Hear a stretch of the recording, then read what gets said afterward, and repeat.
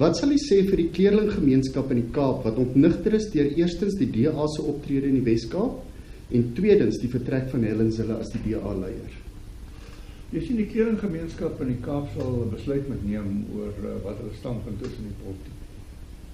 Want hulle is net so 'n minderheidsgemeenskap soos die wit gemeenskap of by name die Afrikaner gemeenskap. En die probleem met die DA en Helen Zille was dat hulle wil alles vir almal wees en dit is uiteindelik niks vir niemand. En dit is die dilemma, dit is ons boodskap aan die breinmense. Dat vergeet van apartheid. Ons is wit, bruin en swart mense in Suid-Afrika.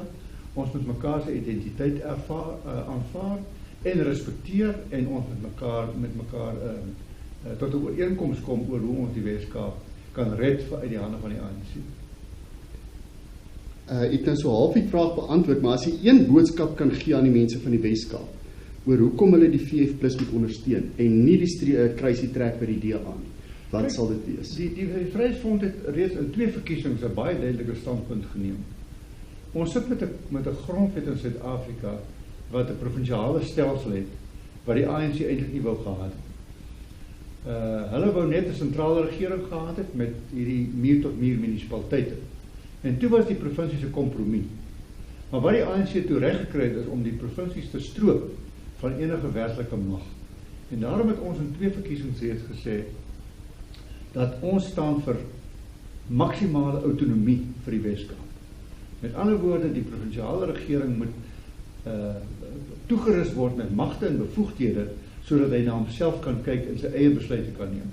Ek meen die fondse wat die provinsie op staat maak, word vir hulle gegee deur die staat. Dit is nie selfgegenereerde fondse deur die provinsie nie. So jy's maar aangewese op die ANC. En ons sê dat ons vra vir meer autonomie vir die Wes-Kaap en dit sal vir die minderheidsgemeenskappe soos die blankes en die Afrikaner by name en die bruin gemeenskap baie meer krag gee om na hulle eie sake om te sien. Hoe sal jy sê lyk die deursnee profiel van 'n kiezer wat 'n tuiste sal vind by die Vryheidsfront Plus? En as ons veral kyk na die Wes-Kaap se mense. Ek dink die profiel van 'n persoon wat hom tuis sal vind by die Vryheidsfront is 'n persoon wat erken wie hy is. Wat weet waar hy vandaan kom en weet waarheen hy wil gaan.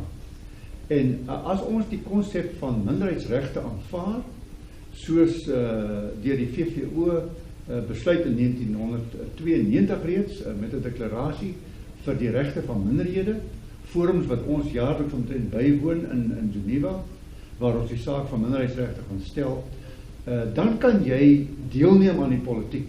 Jy kan jou kultuurhistoriese, geskiedkundige waardes kan jy behou, jy kan deelneem aan die politiek, jy kan jou dit wat vir jou belangrik is, kan jy op die agenda plaas, en ek dink dit is die mense wat ons na soek om vir ons te ondersteun.